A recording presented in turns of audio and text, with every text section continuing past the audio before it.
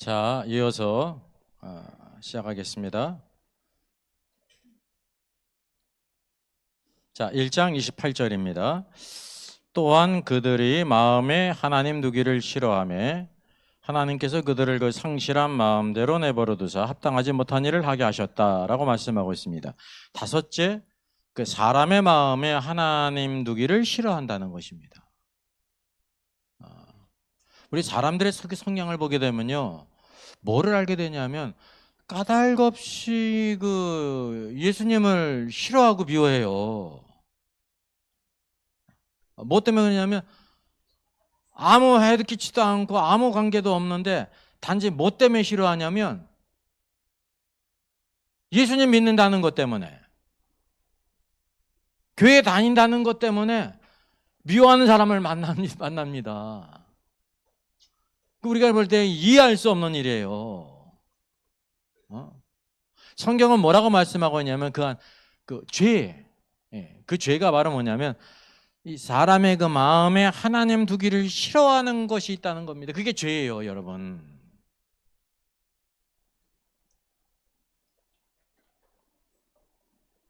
하나님을 우리가 섬기는 것이, 누가복음을 보게 되면 그 족보가 아담으로 거슬러 올라가지 않습니까? 한 사람 아담이에요. 그리고 그 이상은 하나님이라고 말씀하고 있습니다. 하나님이 모든 것의 근원자가 되신단 말이죠. 그래서 다섯 번째 계명, 내 부모를 공경하라 그랬는데 약속이 있는 책 계명으로 주셨는데, 그 이유가 바로 뭐냐면 우리가 십계명을 자세히 보게 되면 십계명이 두 돌판에 기록됐잖아요.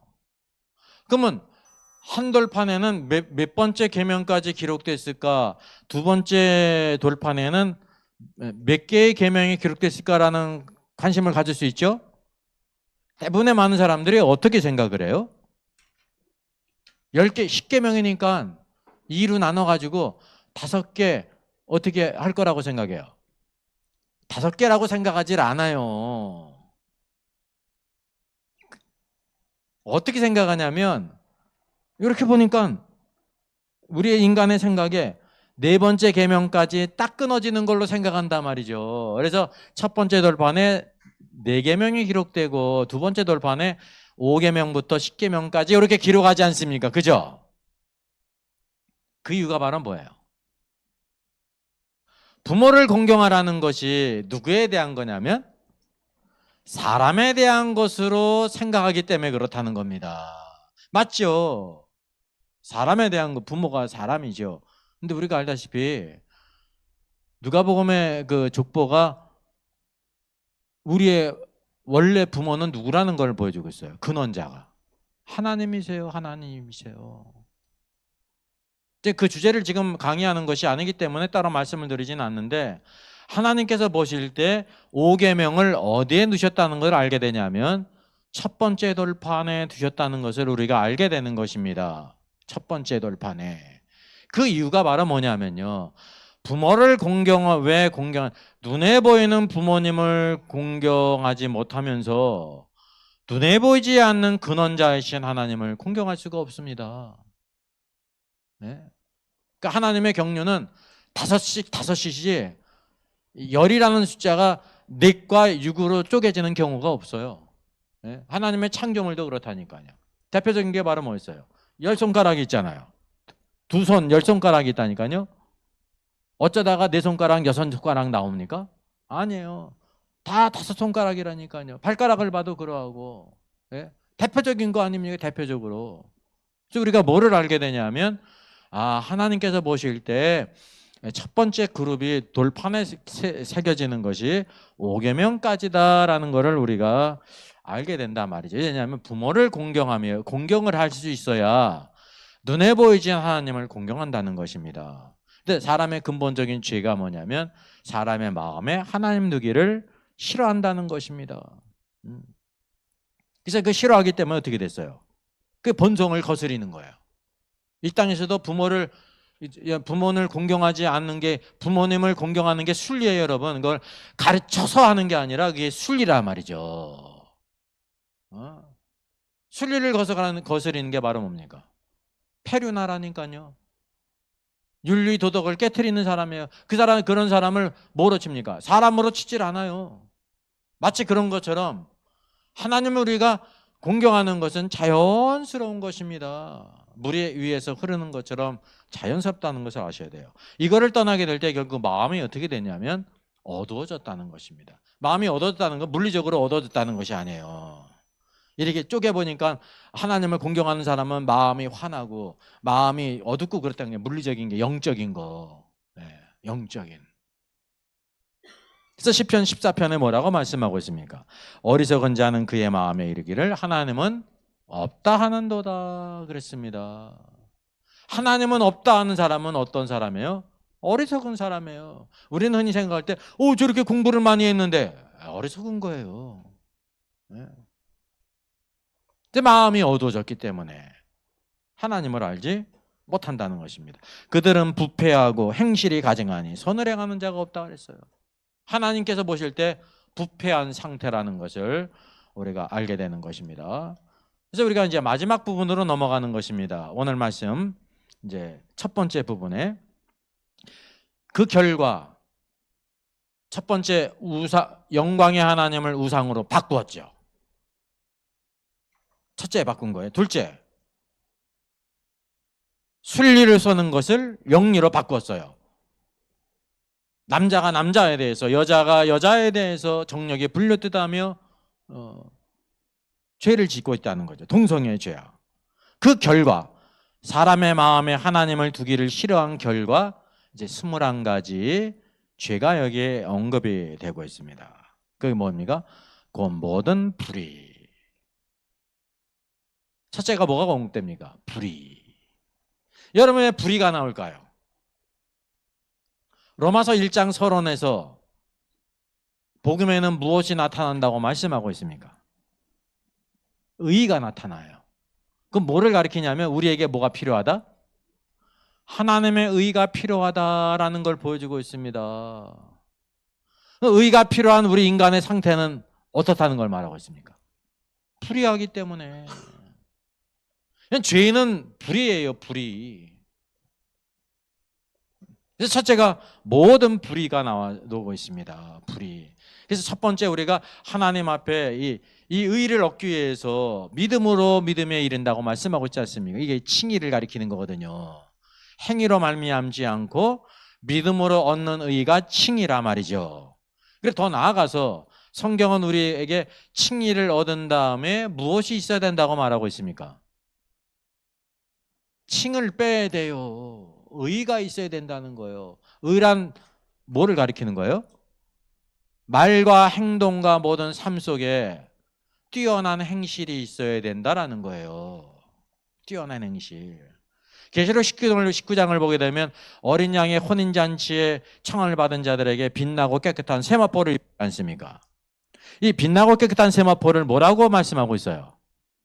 성도들의 옳은 행실들이라. 개역개정은 단수로 번역됐는데 복수예요. 행실은 복수예요. works. 옳은 행실들. 의로운 행실들이 필요하다는 것입니다. 의로운 행실들. 의가 바로 뭐냐면 하나님의 말씀을 따라 사는 것입니다. 하나님의 말씀을 순종하여 사는 것이 의예요, 여러분. 그 사람을 빛나게 하는 것, 평강이 있어요, 의에는. 네? 소망이 있단 말이죠. 그래서 여기에 불의가 언급되는 이유가 우리 인간의 이제 죄를 언급하는 것이고, 그래서 뭐가 필요하다?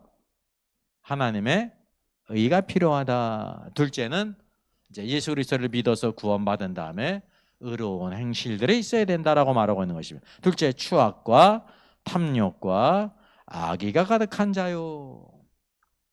시기. 예. 모든 것이 다 유통기한이 있는데요. 유통기한이 없는 게 있어요. 뭔지 아세요? 시기.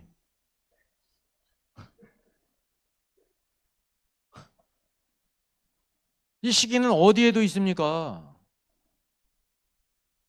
빌립보서에 보게 되면 내 순두개를 권한다. 왜 그 말씀하고 있어요? 그들에게 뭐가 있었습니까? 시기와 다툼이 있었다니까요.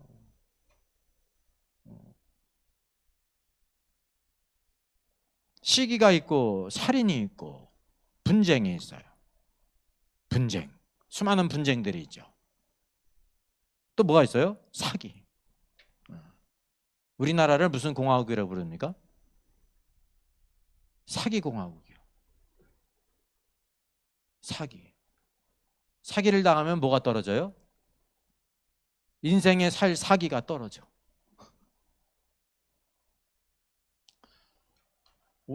OECD 국가 중에서 제일 사기가 많은 나라가 우리나라라는 거예요. 통계적으로도. 그냥 평범할 수 있잖아요. 살인, 뭐 강간, 뭐 도둑, 뭐 이런 것들이 모든 죄악들이 모든 나라마다 다 있기 때문에 평균적으로 비슷할 수가 있지 않습니까? 근데 우리나라가 유독 금메달이 사기가 많아요. 사기가. 왜 그러냐면 한 번 사기를 쳐가지고 몇십억 사기 쳤는데 3, 4년 살고 나오면 되니까. 그리고 또 한편으로 형량이 어때요? 약해요. 형량이 약해요. 힘 있는 사람이 자기도 들어갈 거 걱정해가지고 들 때리는지 법을 안 만들어요. 그래서 사기공화국입니다. 잘 모든 살아갈 때 분별을 잘해야 돼. 세상적으로도 영적으로도. 이게 다 죄라니까요. 그 악독이 가득한 자요. 사악한 사람들이 많이 있습니다.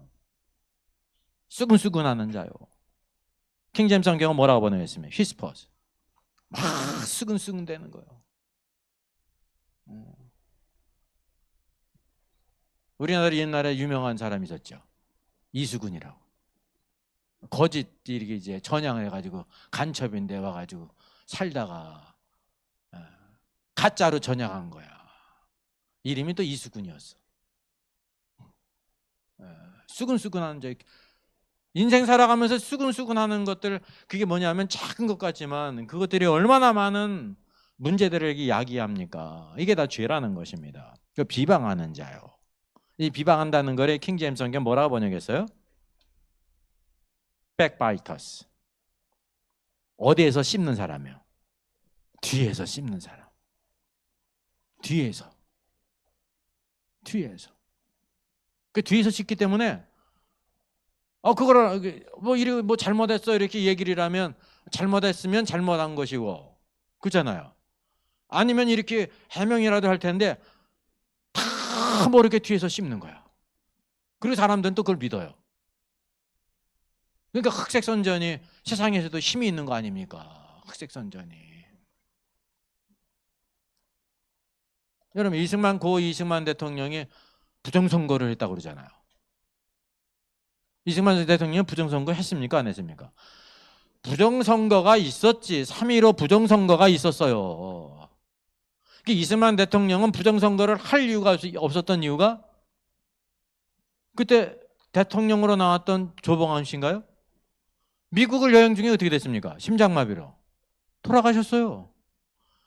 이승만 대통령은 그냥 가만히 있어도 그냥 대통령에 당선되는 분이요. 근데 뭐가 있었냐면 부통령이 있었는데, 부통령이 그때 뭐 이기붕 씨가 나오지 않았습니까? 자기가 돼야 되니까 그 밑에서 이기붕에 의해서 부정선거가 이루어진 거지, 이승만하고는 아무 상관이 없다니까요.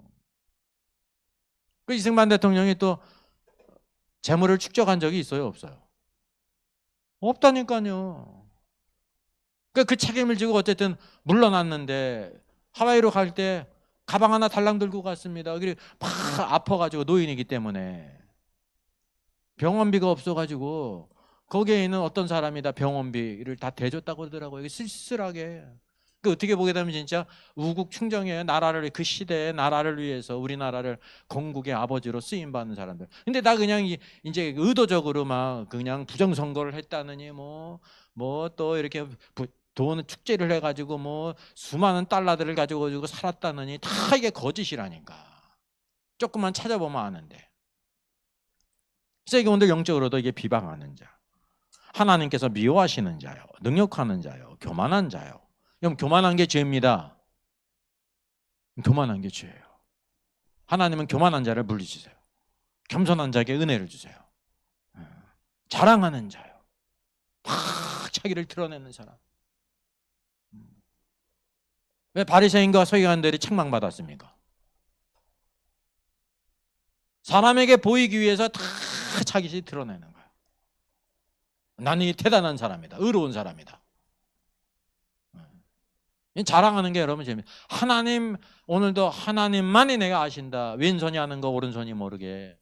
결단코 상을 잃지 않는다는 거죠. 악을 도모하는 자요. 악을 도모하는 자인데 여기 도모한다가 무슨 뜻으로 번역됐습니까?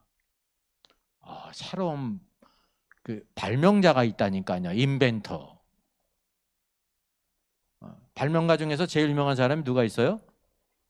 에디슨이 있잖아. 에디슨. 발명왕 에디슨. 그런 것처럼 여기 뭐가 있어요? 악을 발명하는 자예요. 도모하는 자가 악을 만드는 자라는 뜻입니다. 인벤토. 네. 이게 죄라는 것입니다. 또 부모를 거역하는 자요. 이게 죄입니다. 또 우매한 자요. 우매한 자. 우매한 자라는 거는 뭐가 없는 거예요? Without understanding. 뭐가 없어요? 이해력이 없어. 이해력이. 우스갯소리로 내가 어떤 교회 가니까 예수께서 십자가에 죽으시고 사흘 만에 부활했다고 하는데 어느 교회 가니까 예수께서 부활하시고 3일 만에 부활했다고 하더라. 어디에서는 사흘 만에 부활했고 어디엔 3일 만에 부활했고 뭐를 믿으라는 거냐? 뭐가 없어요. 상식도 없고 이해력도 없는 거 이건. 사흘이 3일입니다. 예? 성경에는 이게 뭐라고 번역됐습니까? 이해가 다른 말로. 잠언에서는 이게 뭐로 번역이 됐어요? 총명이에요. 총명. 1 더하기 1은 2라고 얘기했으면 2라고 이해가 되는 게 이해력의 정상적인. 근데 뭐가 없어요? 언더스탠딩이 없는, 이해가 없는 거예요. 그게 우매한 자입니다. 우매한 자.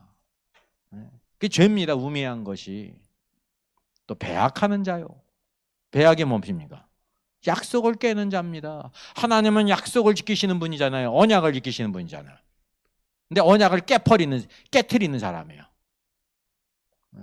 무정한 자예요. 무정한 자는 뭐가 없습니까? Natural affection. 내처리를 뭐냐면 본성이에요. 하나님께서 우리를 창조하실 때부터 주신 그 본성이 있습니다. 그것이 없어요. 이게 죄라는 것입니다. 그리고 무자비한 자라. 우리가 특별히 기억해야 될 것이 여기 보게 되면 이 모든 죄들을 언급하고 있는데 몇 가지를 언급합니까? 21가지를 언급합니다. 그래서 우리가 이 말씀을 보면서 모든 죄의 종류가 21가지구나 라고 생각할 수가 있겠죠. 아니에요. 수많은 죄들을 다 기록한다고 하면 성경책이 부족하다니까요. 바꿔 얘기하면 하나님께서 창조하신 것들을 다 언급한다고 하면 창세기 1장이 어떻습니까? 창세기 1장이 이렇게 두꺼워지는 거예요.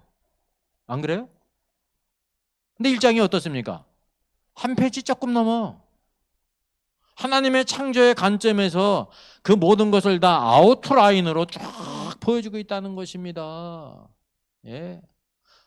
물 가운데 있는 물고기의 생명들을 만드시고 하늘을 나는 조류들을 만드시고 땅에 있는 모든 짐승들을 만드시고 그 종류대로 다 만드셨다는 것을 우리에게는 개략적으로 촥촥촥촥 보이고 얼마나 놀랍습니까 여러분. 그래서 여기 21가지를 언급한 것이 모든 죄의 종류가 아니다라는 걸 우리가 인식할 필요가 있죠.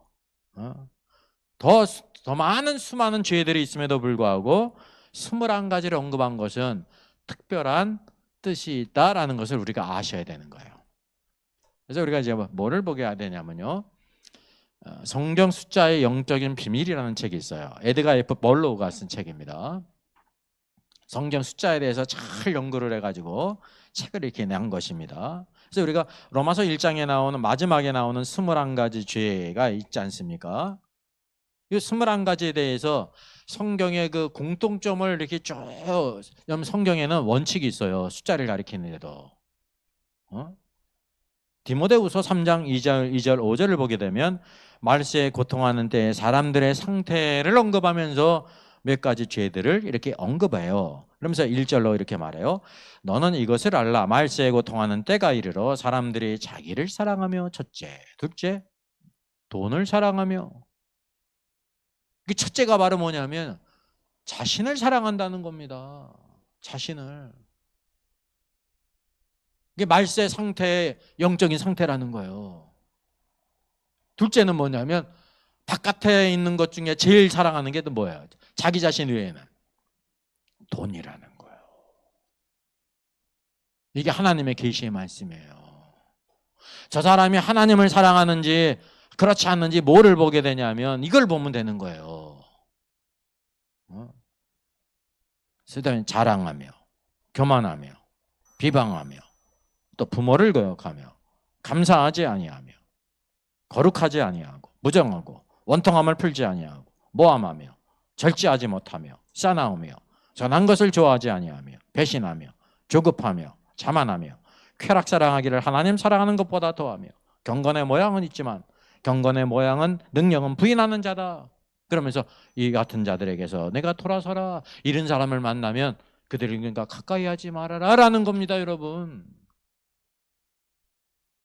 근데 여기 쭉 보니까 몇 가지예요? 몇 가지예요? 모르는 게 당연해. 20가지입니다. 여기 빨간 글씨로 뭐를 표현했어요? 배신하여. 안 보여요? 배신하여가 빨간 글씨잖아요. 나 여기 있어 그러잖아요. 왜? 배신하여가 이제 헬라 원어고 프로도타이라는 뜻인데 이게 이제 어떤 뜻이냐면 배신하여 팔다라는 뜻입니다. 배신하여 팔다라는 뜻입니다. 배신할 뿐만 아니라 뭐 한다는 거예요? 판다는 거예요. 이 대표적인 사람이 누가 있습니까? 가룟 유다는 예수님을 배신만 한 게 아니에요. 배신하여 예수님을 팔았죠. 뭘 얻었어요? 은돈 30개를 얻었다니까요. 그래서 이게 21가지가 되는 거예요. 성경의 그런 원칙을 쭉 하면서 여기에도 뭐냐면 마지막 말세에 고통하는 때 상태들을 더 많이 언급할 수 있었는데 딱 몇 가지를 언급해요? 21가지를 언급한다는 것이 공통적인 부분이 있다는 것입니다.